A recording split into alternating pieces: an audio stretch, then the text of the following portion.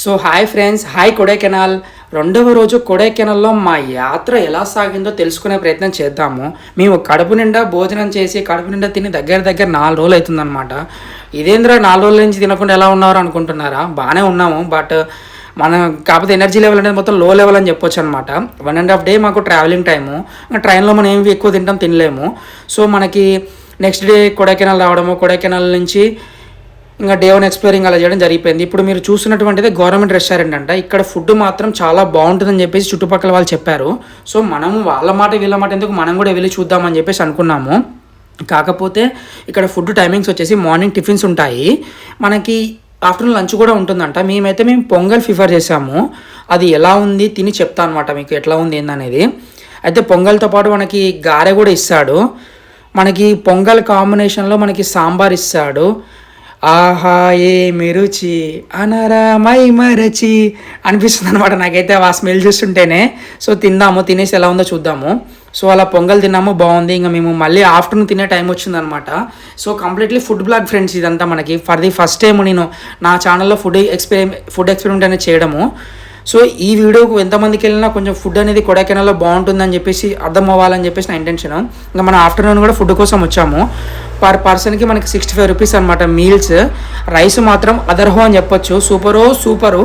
సాంబార్ ఇస్తాడు, రసం ఇస్తాడు, ఒక పికిల్ ఉంటుంది. ఎనీవే మనకి గుడ్డు కూడా ఉంటుందన్నమాట. గుడ్డు కావాలని ఆయన అన్నట్టు గుడ్డు తెచ్చిస్తారనమాట ప్లేట్లో మనకి. సో ఆ గుడ్డు కూడా తిన్నాము. ప్రైస్ వచ్చేసి మనకి 65 రూపీస్ అనమాట. So morning 35, evening 65, total 100 rupees. మనకి నిజంగా చెప్పండి, ఒక ఫేమస్ హిల్ స్టేషన్లో 100 రూపాయలకి 2 పూటలు కడుపు నిండుతుందా? అసలు పాసిబిలిటీ అవుతుందా? నేను లాస్ట్ టైం మహాబలిపురం వెళ్ళాను, అక్కడ నార్మల్గా ఒక ప్లేట్ రైసే మనకి 200-250 రూపీస్ ఉందన్నమాట. సో ఇది కూడా టేస్ట్ చేసి చెప్తా ఎలా ఉందో ఏంటనేది, వర్తా కాదా చూద్దాము. నిజంగా అంటే రైస్ తినక మాత్రం దగ్గర 3 డేస్ దాటిందనమాట. మనం ఎప్పుడో ఇంటికాడ ఉన్నప్పుడు తిన్నాము. జర్నీ మొత్తంలో మనం రైస్ ఎక్కడ ప్రిఫర్ చేయలేదు, ఎందుకంటే మనకి డైజెస్ట్ అవుతుందా లేదా, ఆ కుకింగ్ ఎలా ఉంటుందో మనకు తెలియదు. ఎందుకంటే మన ట్రావెలింగ్ ఎంత ఇంపార్టెంటో దాంతోపాటు మనకి ఈవెన్ మన హెల్త్ కూడా అంత ఇంపార్టెంట్ కదా. గుడ్డు కూడా ఉందన్నమాట. గుడ్డు కూడా ఒక బజ్జీలా వేశారు. సో మనము రైస్ తిని చెప్తానమాట. ఆహా ఓహో పర్లేదని చెప్పొచ్చు అనమాట, సూపర్. ఎందుకంటే రైస్ టేస్ట్ కానీ, ఇంకోటి తమిళ్ అంటేనే సాంబార్, అబ్బా సాంబార్ అంటేనే తమిళ్. మనం సాంబార్ కొంక పెడతామని చెప్పండి ఎక్కడైనా, అసలు అది పాసిబిలిటీ అవుతుందా?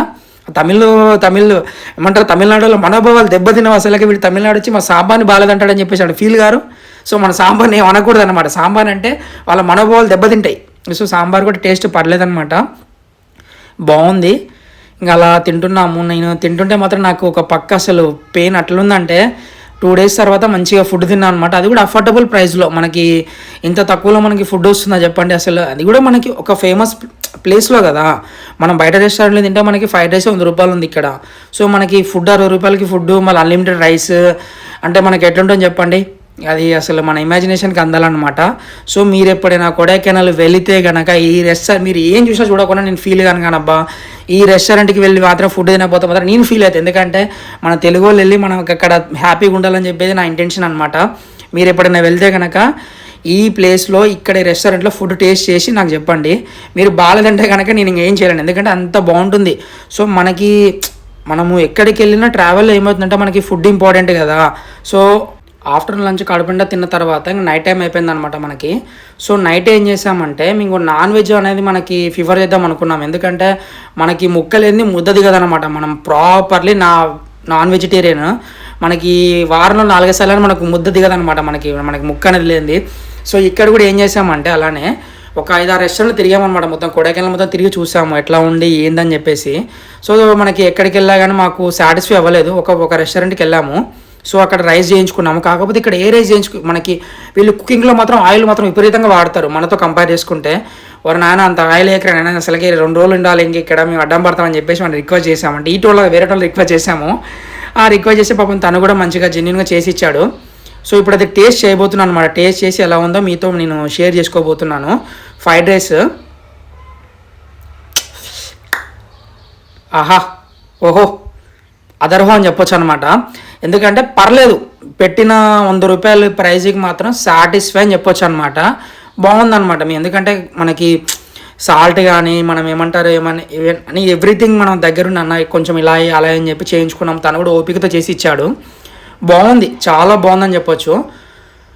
ఇంకా మనకి తింటుంటే నాకైతే పైన ఏదో ఫీల్లో ఉందన్నమాట. ఎందుకంటే మనకి దగ్గర దగ్గర ఒక 4.5 days అవుతుంది మనం నాన్ వెజ్ అనేది మనం ప్రిఫర్ చేయము. ఎందుకంటే జర్నీలో వెళ్ళినప్పుడు మనము ఈ నాన్ వెజెస్ ఇవన్నీ చాలా తక్కువ అనమాట.